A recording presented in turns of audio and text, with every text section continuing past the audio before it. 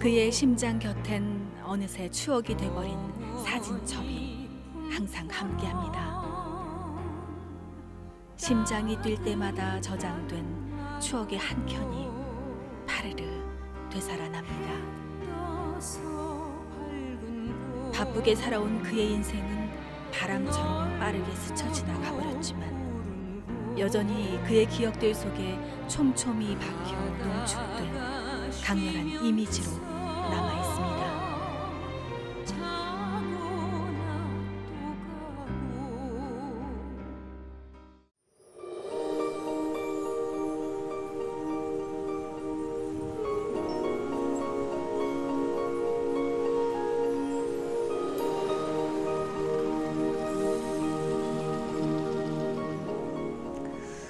나는 내가 나를 설명하기도 참 복잡한데요. 내가 어려서 중고등학교 다닐 때는 문학 청년이었고요.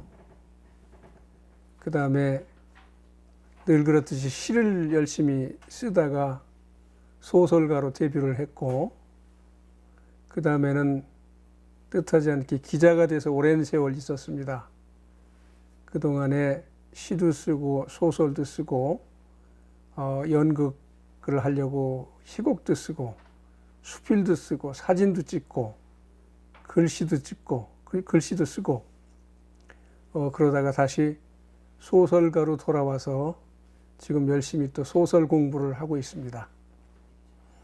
그러니까 어려서부터 나는 글을 쓰는 사람이 되겠다 이런 생각을 했어요. 그런데 그 어린 나이에 이광수 선생의 글을 읽게 됐는데 문학은 역이라고 하는 그런 글을 읽었어요. 그래서 나도 문학을 전업하는 사람이 되지 말고 다른 일을 하면서 글을 써야 되겠다 이런 생각을 했습니다. 근데 다른 공부를 또 열심히 하다 보니까 결국은 내가 문학 쪽에 계속 시선이 가 있고 집중이 돼서 다시 문학을 열심히 해야 되겠다. 그래서 소설가가 되기로 결심을 하고 70년도에 등단을 하게 된 것입니다. 소설은요, 내가 생각하는 소설은 첫째 재미가 있어야 돼요. 우리 전통적인 소설 심청전이나 춘향전 봐도 정말 재미가 있어서 밤을 새워서 읽거든요.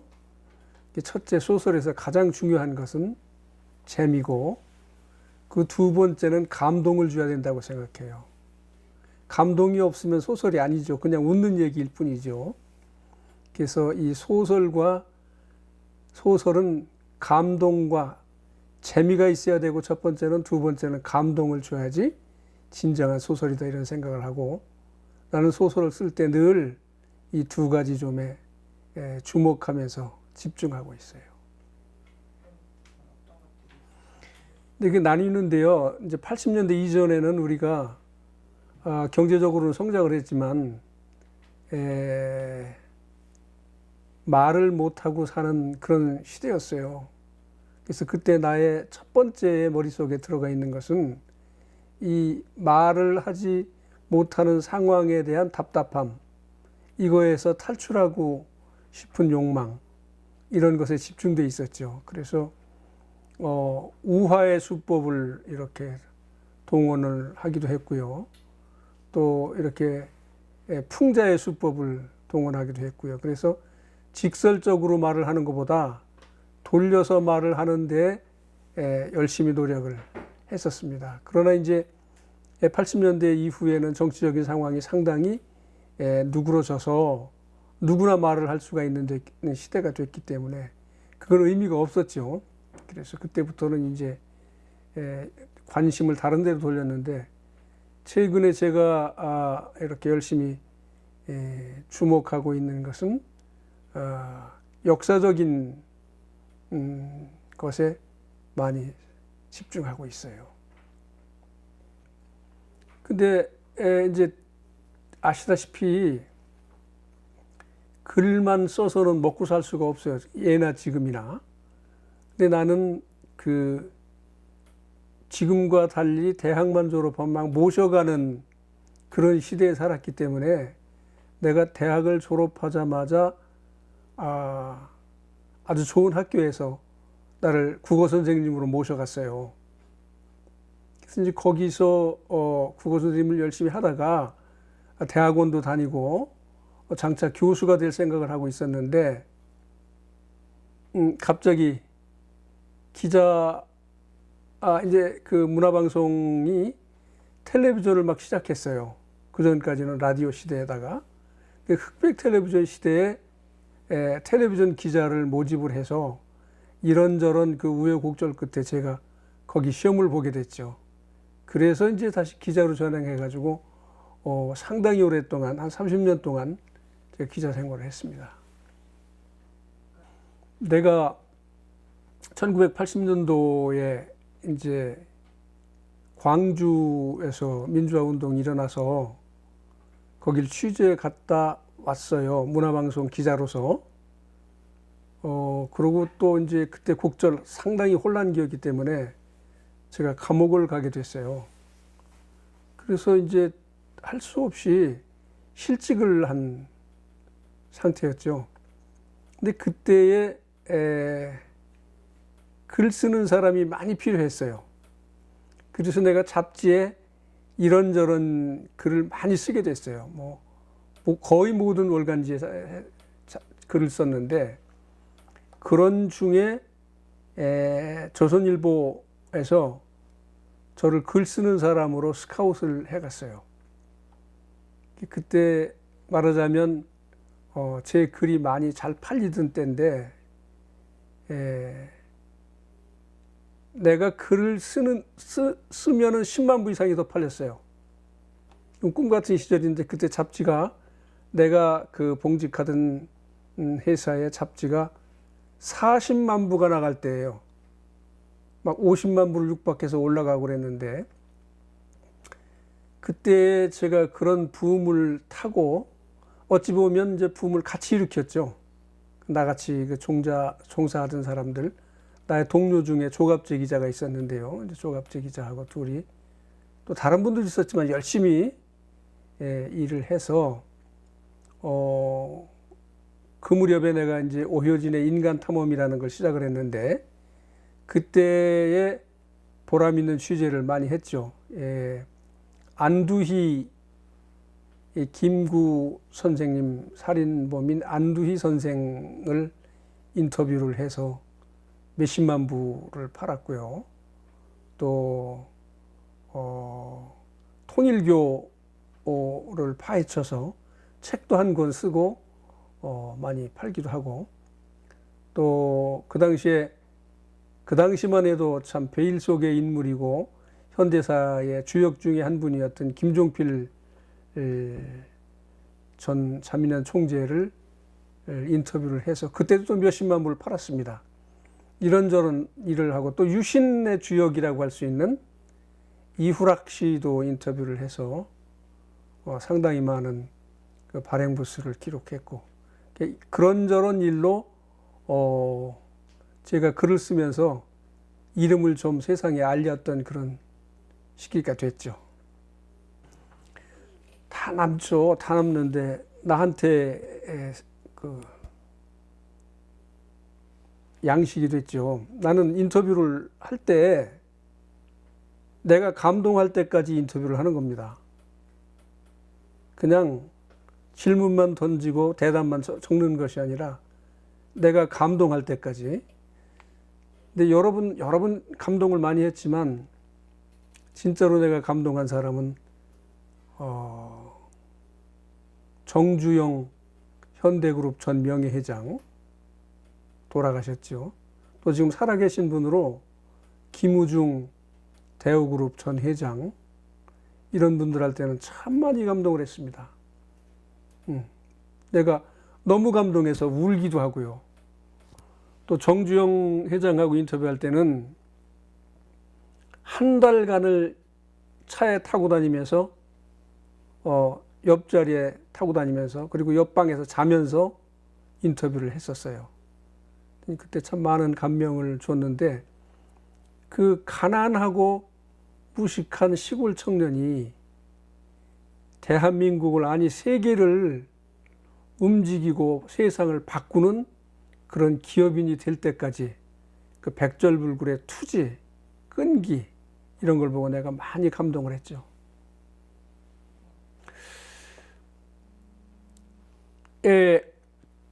아까도 말씀드렸지만 나는 그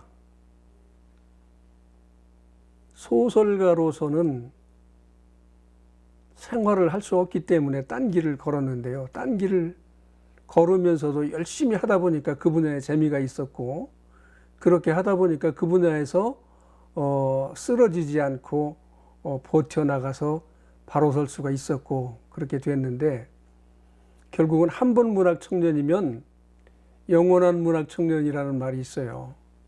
내가 문학 청년으로 뜻을 세운 일에 계속 나는 소설가다, 나는 소설을 써야지 하면서도 바빠서 쓰다 말다 하면서 지금까지 왔거든요. 그래 이제 최근에 2010년 정도에 11년에 내가 이제 박사학위를 최고령자로 마쳤어요.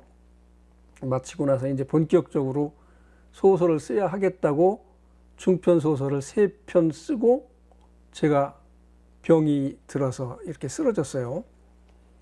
지금도 이제 어지간히 회복이 됐으니까 다시 소설을 열심히 써야 되겠다. 온갖 궁리가 지금 그쪽에 가 있죠. 예, 이제 소설을 열심히 쓰겠습니다. 지금 이제 여기 계신 분들이 모르면 모르지만 최근에 소설 읽은 게 없을 겁니다. 아마 1년 내에 없을지도 몰라요. 2년 내에 없을지도 몰라요. 읽었어도 재미없어서 읽다가 말았을지 몰라요. 세상은 지금 이제 지속 성장 가능한 뭐라는 이런 얘기들이 많이 돌잖아요. 지속해서 성장하지 않는 것은 죽은 거죠. 새로운 소설이 많이 출판돼서 많이 읽히고 많은 사람한테 감동을 줘가지고 세상을 새롭게 보는 눈을 가르쳐주고 세상을 바꾸는 데 일조해야지 소설이 살아있고 문학이 살아있는 겁니다. 지금 잠잠합니다. 출판은 되고 있어요. 나한테 여기 책이 많이 와요. 한 달이면 1,000여 권씩 와요. 이 모든 책이 거의 다 90 몇 %, 자비 출판하는 겁니다. 본인이 500만 원 내고 500부 찍어서 아는 사람한테 그걸 돌리는 겁니다. 그럼 아는 사람이라도 열심히 읽어야 되는데 나처럼 아무도 안 읽고 그냥 두는 겁니다. 그러면 소설은 쓰는 사람은 있는데 읽히지 않고 감동 주지 않고 아무도 재미를 느끼지 못하고 세상을 바꾸는 데 기여하지 못한다면 생명이 없어진 거죠. 그래서 내가 다시 말씀드리면 소설은 첫째 혼을 쏙 빼놓듯이 재미있어야 되고, 응? 두 번째 가슴에 뭉클한 게 들어오든가 시큼한 게 들어오든가, 응? 벌벌 떨게 하든가, 이런 떨림을 우리한테 가져다 주지 않으면 안 된다. 나는 이 문학에 종사하는 분, 문학을 열심히 융성시키려고 하는 우리 기관, 이런 모든 기관들이 소설을 살리는데, 문학을 살리는데, 시를 살리는데 노력을 해야 된다고 생각합니다. 우연한 기회에 처음 카메라와 인연이 닿아 사모기 시작한 카메라가 이제는 헤아리기도 벅찬 숫자가 되었습니다.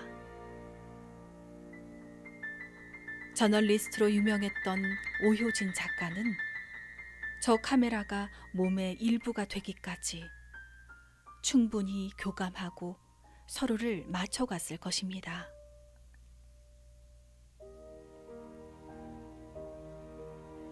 찰나의 순간을 위해 하염없이 기다린 인내심. 카메라 렌즈로 찰나의 화두를 담아온 인생이 거기에 있습니다.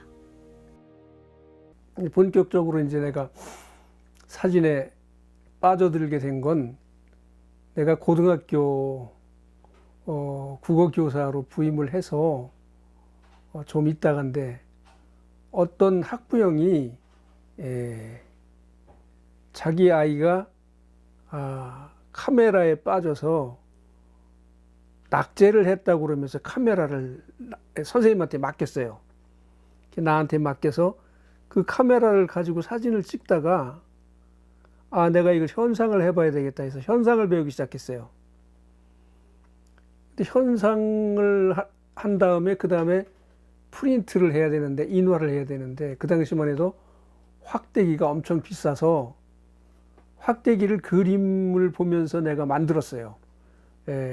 이렇게 네모로 판자로 네모 통을 만들고 거기다가 주름 상자를 붙여서 이 높이를 조절해 가면서 사진을 만들었습니다. 근데 그 옛날 카메라로 확대기를 만들어서 그 렌즈를 썼는데도 사진이 아주 훌륭하게 나왔어요. 그때 이거 내가 옛날 카메라를 가지고 좋은 사진을 찍을 수 있겠다는 생각이 들어서 그때부터 집착을 해서 첫 번째로 내가 산 이 카메라가 라이카 3F라고 하는 겁니다. 라이카 3F라고 하는 건데, 이건 연도수가 좀 오래된 거기 때문에 여기에 셀프 타이머 자동 샷다라고 하는 게 없지요. 근데 이거를 샀습니다. 이걸 사가지고 첫 장을 우리 딸을 찍었는데 깜짝 놀랄 만큼 좋은 사진이 나왔어요. 이제 사진에도 여러 가지 분야가 있거든요. 예를 들면 저널리즘 사진도 있고요, 포토 저널리즘도 있고, 또 뭡니까, 예술로서의 사진도 있고, 또 그냥 기록으로서의 사진도 있고. 근데 사진은 순간을 영혼으로 만드는 거거든요. 그 찰나를 영혼으로 만드는 거예요. 그러니까 소설도 그 찰나를 가지고 감동을 주는 거거든요. 재미를 주고. 사진도 난 똑같다고 생각해요. 우리 일상생활 얼마나 길고 그렇습니까? 하루 맨날 겪는 거 아닙니까? 근데 어느 한순간을 딱 포착해가지고 걸어놓고 영혼으로 만들고 감동을 받고 그러거든요. 이 가정이나 회사나 사무실이나 강당이나 어디에 걸리는 사진이 가치가 있는 거지, 걸리지 않는 사진이 무슨 가치가 있겠어요? 소설도 그래요. 뭐 어려운 소설을 쓰는 사람이 있어요. 그러면 자기는 굉장히 만족할지 모르고 평론가들은 만족한다고 생각할지 모르지만 읽히지 않는다면 그게 무슨 소설이 되겠어요? 읽힌들 감동을 안 주면 무슨 소설이 되겠어요? 요즘 인터넷을 보면은 재미있는 얘기거리는 참 많아요. 그 중학교, 고등학교 다니는 애들이 그 무슨 소설을 10권, 20권을 쓰더라고요. 그게 보면 언뜻 보면 재미있는데 감동을 요만큼도 안 주거든요. 그리고 전부 다 현실감이 떨어지거든요. 그런 건 소설 아니죠. 군 제대 후 복학한 학교에서 불문과 신입생으로 들어온 아내에게 첫눈에 반해 부부의 연을 맺은 두 사람은 서로 믿고 의지하면서 가정을 만들고 한평생을 살아왔습니다.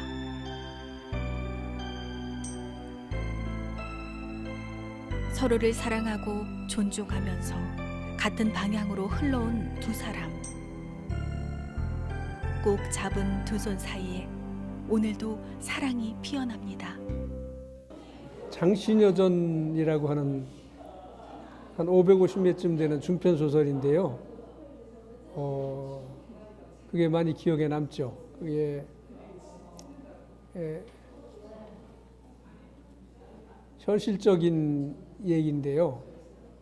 1980년대에 장영자라고 하는 여자가 세상을 들었다 놨다 하고 막 그럴 때인데, 그 얘기를 허생전에 빗대어서 썼어요. 근데 그 고전 문학하고 현실 정치의 얘기하고 경제적인 얘기하고 이런 거를 때로는 우화를 쓰기도 하고 때로는 풍자를 쓰기도 하고 그래가면서 내 나름대로 나의 역량을 집중해서 썼던 소설인데 그 후에 평자들 사이에서 많은 반응이 있었던 겁니다. 굉장히 어렵죠. 나도 잘 못하는 얘기니까. 근데 요즘 이제 우리 소설만 해도 한동안 답답했을 때는 앙띠 로망이니 루보 로망이니 신소설이니 뭐 이렇게 좀 테두리를 벗어나서 뛰쳐나가려고 했어요. 반소설, 또 새로운 소설 이런 얘기를 하려고 그랬는데 근데 그런 것들이 오늘날에 많이 살아남았느냐? 그냥 역사적인 사실로만 남아있는 경우가 많아요. 근데 내가 늘 말하고 싶은 것은 젊은 사람들한테도 소설의 테두리 안에서 우리가 변화를 시도해야 된다. 소설이 아닌 걸 소설로 자꾸 쓰려고 하면 안 된다. 그런 얘기를 하죠. 제일 이제 젊은 사람들 소설 가운데에서 우리 마음속으로 파고들지 못하는 점이 있다면 뭐냐 하면 현실감이 없는 소설을 쓰는 거예요. 우리가 빠져들려면 진짜 얘기 같아야 되잖아요. 예를 들면 스필버그 영화 잘 아시잖아요. E.T. 같은 거 전혀 현실적이지 않음에도 불구하고 우리 가슴에 금방 들어와요. 녹아가지고 그 가상의 얘기를 보면서 울잖아요. 그게 현실감이거든요. 현실감이 없는 얘기를 쓰면은 우리는 재미를 못 느끼고 감동을 못 느낀다. 그런 얘기를 내가 젊은 사람들한테 꼭 좀 해주고 싶죠.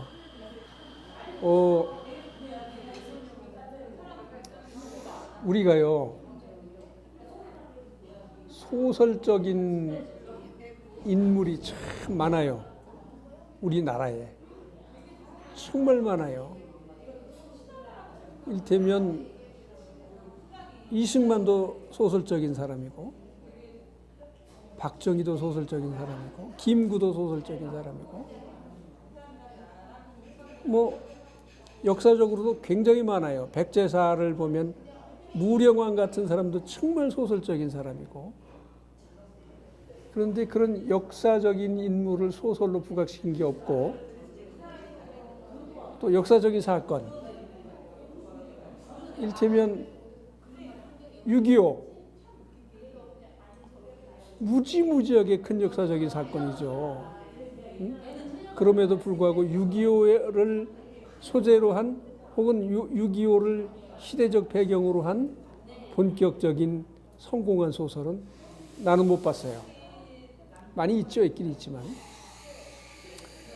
그래서 나는 지금 그 역사적인 인물, 역사적인 사건에 관심을 많이 가지고 있고 이것을 가지고 소설을 좀 내 남은 여생 동안에 열심히 쓰다 가야 되겠다. 그런 생각을 하고 있습니다. 렌즈로 세상을 보고 펜으로 삶을 써내려간 영원한 작가 우효진. 맑고 젊은 감성과 천부적인 반짝이는 글솜씨. 절대 늙지 않을 것 같은 그의 영혼. 글은 최선을 다해 쓰고 재미있게 읽혀져야 한다는 그의 주장에 공감합니다. 이것이 우리가 그의 소설을 기다리는 이유입니다.